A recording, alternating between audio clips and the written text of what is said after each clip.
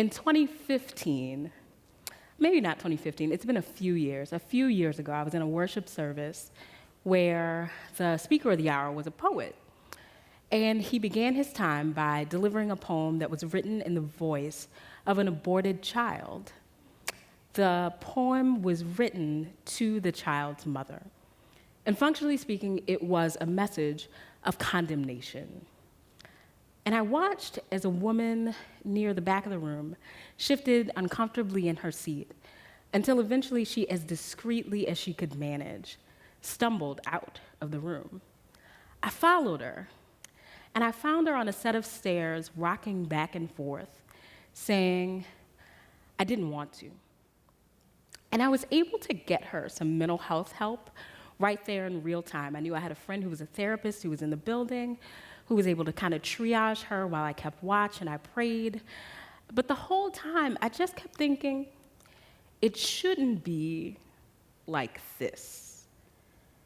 And I did not imagine at that time that a time would ever come in my own life that I would understand anything about what she felt like on the front end of her decision.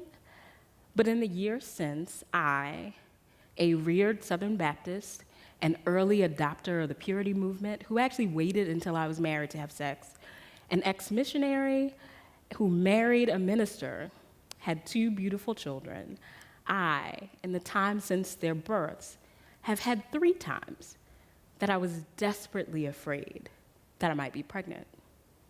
The first time, I took an emergency contraceptive pretty quickly after the incident. A friend brought it to me at work, and it worked. The thing is, it worked. I am the kind of person who wasn't taking hormonal birth control in the first place because my body reacts really negatively to it. A host of side effects. And just like those times before, taking the pill wreaked havoc on my body. So the second time I thought I was pregnant, I just mostly hoped to not be pregnant. And I did every stupid thing I found on the internet to make sure your period came. And the truth is, all the reasons why I was afraid to be pregnant rolled around in my head during those couple weeks of waiting. I thought about the fact that my family was not economically ready for another baby, that my Kia was not going to fit 3 car seats, that I had finally convinced myself to start therapy for my postpartum anxiety that had turned into regular anxiety. And I had made some progress, but not near enough progress for it to feel like a great idea to add another person to this equation.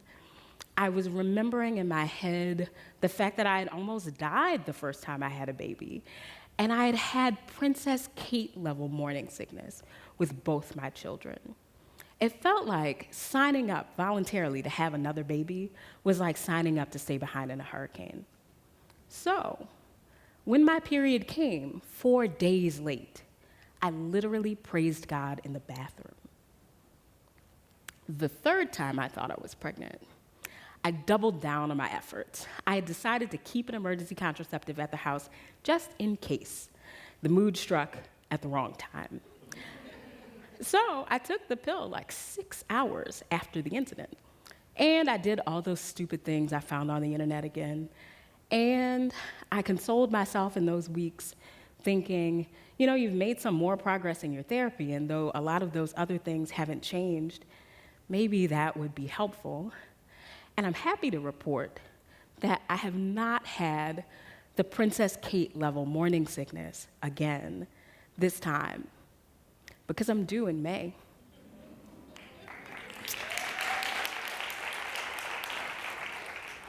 The original pro-life movement was more womb to tomb than it was womb. It's more accurate to think of it as being whole life, in the words of Sister Joan Chittister, than pro-life. And that's because it was championed by white Catholics who were not conservative in the way that you might think of conservatism.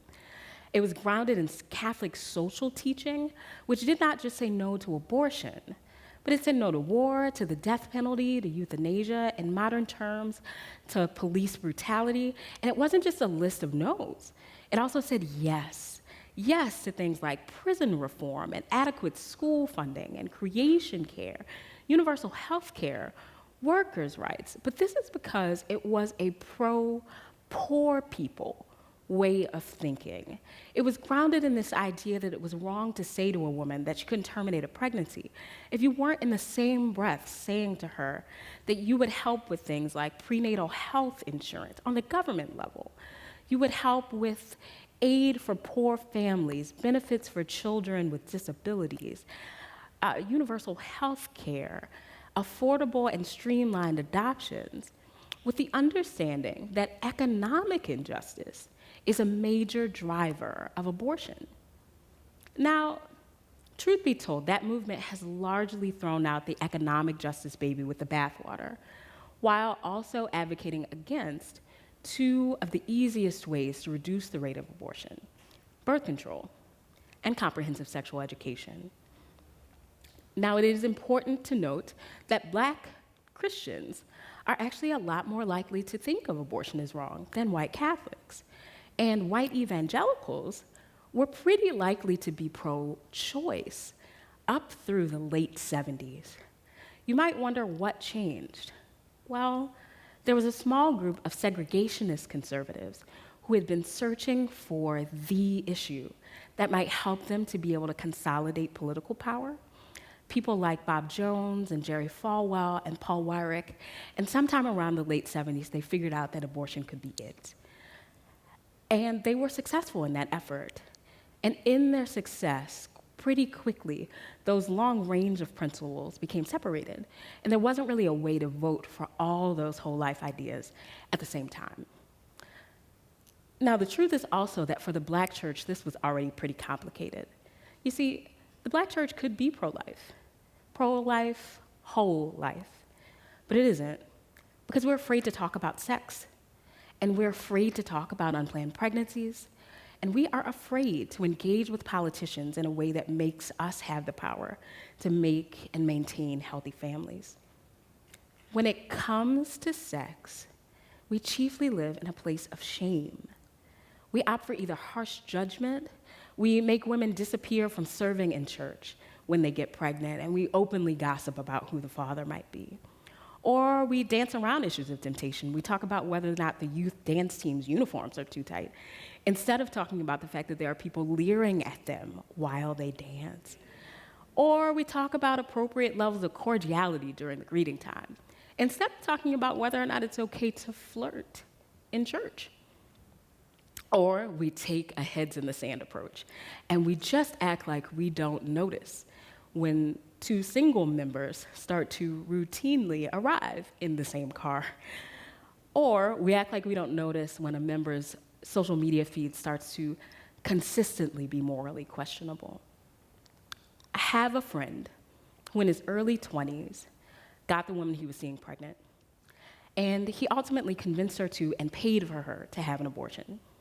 And in the years since, he has really felt like he let that woman down, and like he let himself down, and like he let that baby down, and like he let God down. And I have more friends than I wish I had that in their teen years found themselves pregnant and terminated that pregnancy not because they wanted to, but because an adult in their life told them that they had to, that it was more important for them to not show up in the sanctuary with a belly than it was for them to have a baby. Or it was more important for them to reach their college dreams than it was to raise a child. I want you to know, if you're in the room today and that mirrors your story, there is so much love for you in this place. And I share in your sorrow and your complicated grief for the places you've been. And I want you to know that there's hope. You know, for a lot of the people who I know, they wouldn't have been in those situations in the first place if they had a real understanding of how reproduction works. A great way to learn is a comprehensive sexual education course. Maine has great sex ed. It is mandatory K through 12. It has to involve parents and children. It has to talk about healthy relationships and abstinence and contraception. It has to be medically accurate. Ohio doesn't even require sex ed. It's optional. But if you do opt to teach it, you have to talk about venereal diseases. And you have to talk about the consequences of an out-of-wedlock child and the implications of sex before marriage. There is no mandate that you talk about anything regarding how the thing actually works. Ironically, I had great sex ed in Louisiana. I'm from New Orleans, and truth be told, most of us think of Louisiana as number 50 in just about everything. And if I'm being honest with you, Louisiana is still probably number 50 in this. I think I went to some outlier schools, and I'm really grateful. And if we're being honest, if you're being honest, you might not think it's your kid's school's job to teach them about sex, but you might not feel equipped to do it yourself. If you are being really honest, you are still learning the nitty-gritty of the birds and the bees, and you're 41. So, what would it look like for the church to do it? Or for the church to teach you how to teach your kids about sex? That's not even a pie-in-the-sky goal. There are churches who are doing that today in Columbus in real time. It is possible for us to teach basic biology and remove stigma. Our kids are behind the 8 ball in learning how their bodies work and what healthy relationships look like, and we can't even teach them about ovulation. They deserve better than this. We owe them better than this, and we can give them better than this. And we can give better than that to adult married couples. You know, we didn't just start getting this wrong in the aughts. We have married people who still don't understand how their bodies work, who still don't understand that sex is supposed to be joyful, who still don't understand how to make that happen. And getting them that knowledge could set them free in a way that I think is holy. You know, I think our legislatures have made a lot of decisions about these things, whether or not we can talk about sex in those spheres. But you know, our legislatures make decisions about things that impact all the areas of our lives.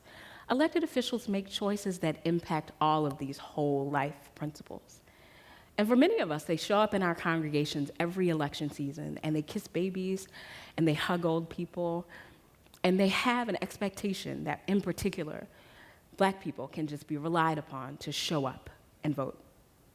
What if that wasn't true? What if it was necessary to have real conversations about what the things that they're excited about look like when we're talking about issues of economic injustice? What if we had to have real conversations about how the policies that they're interested in impact the poor? You know, we, the Black church, have a history of speaking our faith to politicians. The civil rights movement was a victory of the Black church. And I don't just mean because it happened inside of Black church buildings. If you talk to the leaders of that movement, you realize that they weren't just clergy people and seminarians because of some coincidence or some special leadership skills. They thought of themselves as people who were leading this special and holy movement of God, in which they had the special authority to say that just being alive wasn't enough. Demanding the conditions for thriving is holy. So, if we're going to be anything that looks like whole life, we have to begin from a place of love. And that's love for people wherever they are in their journey of understanding their bodies, understanding the decisions they make with them, making decisions about the decisions they make, and being loving people to the children who they bring, regardless of the circumstances of those children's existence. And we have to be people who are teaching ourselves and the people around them to have joyful and healthy relationships, who are teaching people that sex is not something that's inherently broken, but it is something that requires a special and beautiful level of care. And we have to hold our politicians accountable for the lives that they govern. You know, economic justice is a family value. Clean air is a family value. Demanding that people birth children that we won't create a beautiful place for is broken. I stand before you today, gestating a child, knowing that I have some levels of sorrow about the fact that there is not some beautiful world waiting outside for this baby. And there are lots of people who share in my sorrow in their own lived experience. I'd like to invite you to join with me in helping to create a world that is worthy of their children. Thank you.